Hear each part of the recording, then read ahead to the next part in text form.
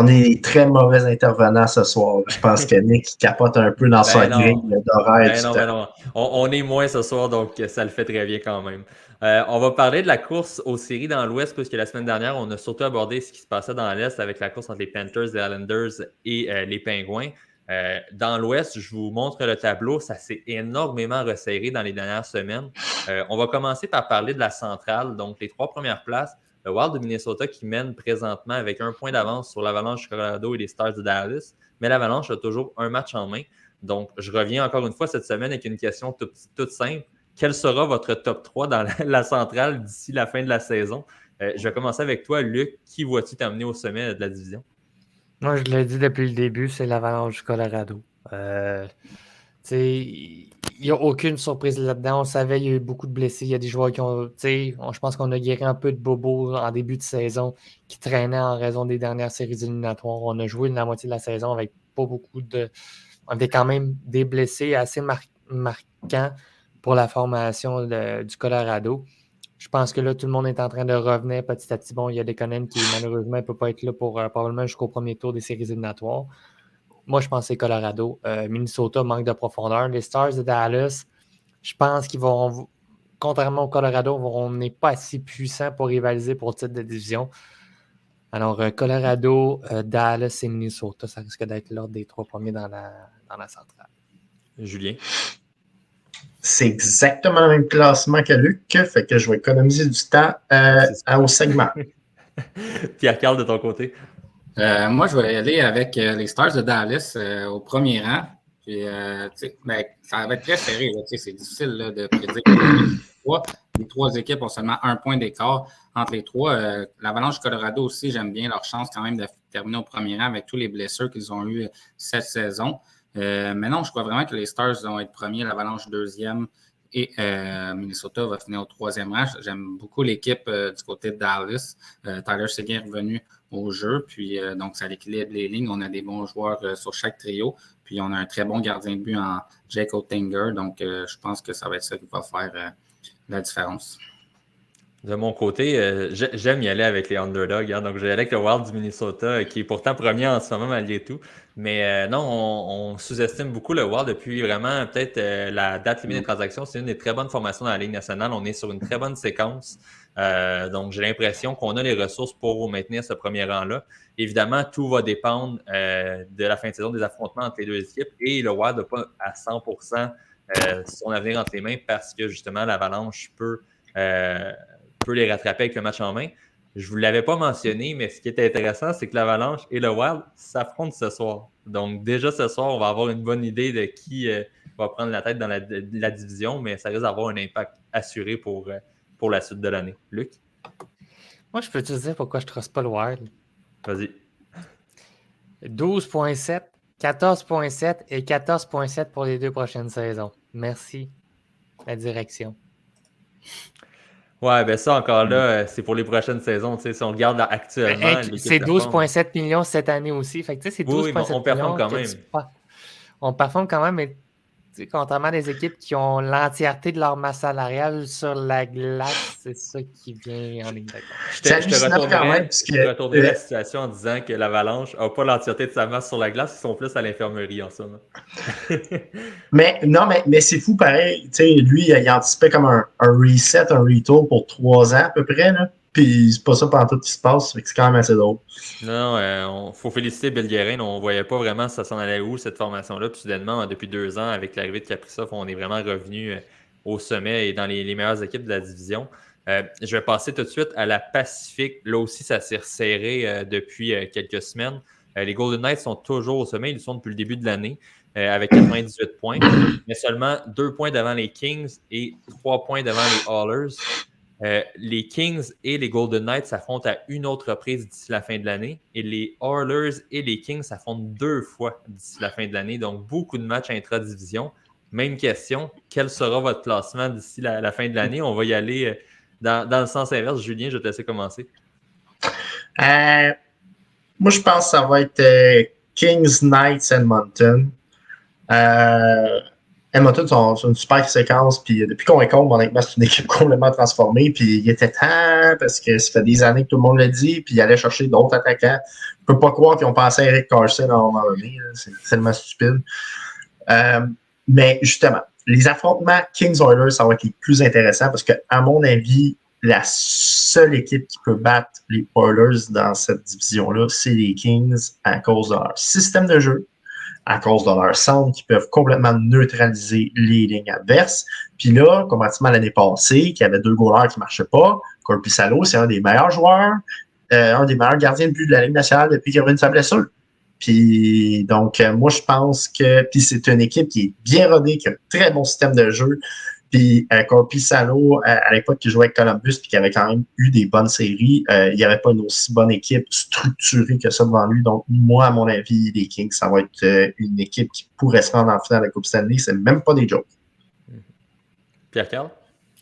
Moi, je vais y aller avec les Oilers en première place. Écoute, ils sont sur une bonne séquence. Fait que je vais y aller avec une petite surprise, là, si on veut, même s'ils sont juste à 3 points. McDavid et Draisaitl sont en feu depuis un bon moment.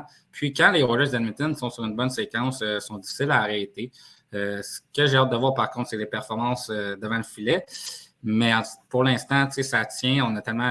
On marque beaucoup de buts par match. Donc, je les vois finir au premier rang, mais ça va être très serré parce que les Kings, leur ligne de centre, les jeunes aussi, jouent très bien. Donc, c'est 3 bonnes équipes, mais je pense que j'irai avec les Oilers en première place, Vegas au 2e rang et les Kings au 3e rang, mais n'importe quoi peut arriver en série, là, peu importe ta position. Est-ce que c'est toutes des bonnes équipes, honnêtement?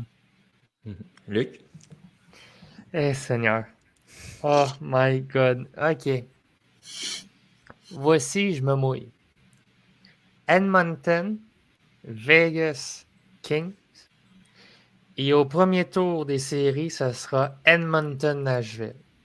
Ben ça, on va y aller par après avec les équipes du 4e as, donc ça va suivre, mais tout de même intéressant, j'ai hâte qu'on en parle, mais moi de mon côté, je crois que je vais y aller avec les Kings comme Julien au premier rang. Le 3 points là, des Oilers est quand même beaucoup à rattraper en aussi peu de matchs, mais encore là, c'est ça, c'est que les 2 équipes s'affrontent 2 fois dans les 7 matchs restants des Oilers, donc 2 victoires les font automatiquement passer devant les Kings. Donc, c'est vraiment ces 2 matchs-là qui vont être déterminants. Par contre, je tiens à mentionner, là, je reviens à chaque semaine avec ça, mais pour l'horaire le plus difficile ou le plus facile d'ici la fin de l'année, les Oilers ont le 2e horaire le plus facile de toute la Ligue nationale d'ici la fin de la saison. Et par la suite, si on regarde les autres équipes de la division, les Golden Knights ont la 8e plus difficile de la Ligue, donc quand même des affrontements assez difficiles à prévoir pour eux, et les Kings 12e plus difficile. Donc, tout de même, c'est des équipes qui n'auront pas un calendrier facile pour terminer l'année. Donc, ça s'annonce vraiment intéressant comme course, sachant que la plus basse formation des 3 est celle qui a le plus facile. Donc, ça devrait tout resserrer les choses d'ici la fin de la saison. On va tout de suite aller justement au 4e as. Donc, Luc t'en parlait un peu. Je vais te laisser commencer par la suite. Mais juste à titre de précision, on le sait, le Kraken a quand même une certaine avance. Par la suite, les Jets, on est présentement dans une situation très difficile. On descend beaucoup au classement. On perd beaucoup de matchs ces derniers temps. Et à l'inverse, les Flames ont recommencé à gagner un peu plus. Les Prédateurs ont 2 matchs en main. Malgré qu'on a vendu à la date limite, on est dans la course. Et encore une fois, côté de l'horaire le plus facile de toute la Ligue nationale d'ici la fin de la saison, c'est les Flames qui ont l'horaire le plus facile. Donc ça aussi, ça va être intéressant à suivre. Il ne faut pas compter les Flames sont battus, mais Luc, je vais te laisser commencer justement avec tes choix pour le 7e et 8e. Écoute, j'ai triché et je suis allé chercher le calendrier à venir pour toutes les formations. Je ne me ferai pas prendre la bec à l'eau. J'ai dit Nashville tantôt et je regarde le calendrier. On joue contre Saint-Louis, Calgary, Winnipeg et Penguins. Donc, 2 matchs de 4 points qui pourraient faire de 8 points qui pourraient faire grandement la différence pour les Prédateurs. Je pense que Seattle, c'est décidé. S'ils rentrent en série, c'est même pas une question. Moi, je pense sincèrement que Nashville, vu qu'ils ont plus de matchs à jouer, vont être sauvés par la peau des fesses.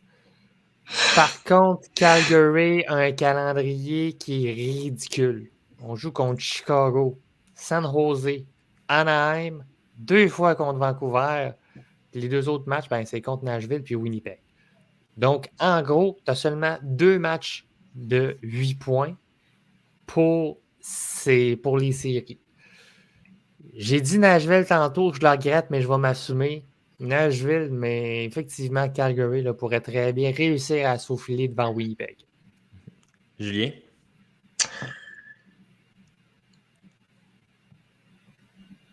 Je vais dire les Flames parce que Darryl Sutter, c'est pas le meilleur coach de saison régulière, mais c'est un excellent coach de série. De la manière qu'il pilote son équipe, ses demandes, puis ce qu'il faut faire en série, ça fit avec lui. En saison régulière, gérer le mood, parce qu'il est tout le temps en mode série, puis tu peux pas demander ça à une équipe à longueur d'année. Je trouve que ça marche pas. Mais là, les Flames, à quelques matchs des séries, tombent en mode série. Moi, je pense que ça va marcher. Puis, sur papier, ils ont vraiment de meilleure équipe. Là, si tout le monde se met à jouer comme du monde, là, puis à dire, OK, là, faut y aller. Là. Même s'il y en a qui n'aiment pas Darryl Sutter, je suis convaincu qu'il y a la moitié du vestiaire qui ne l'aime pas.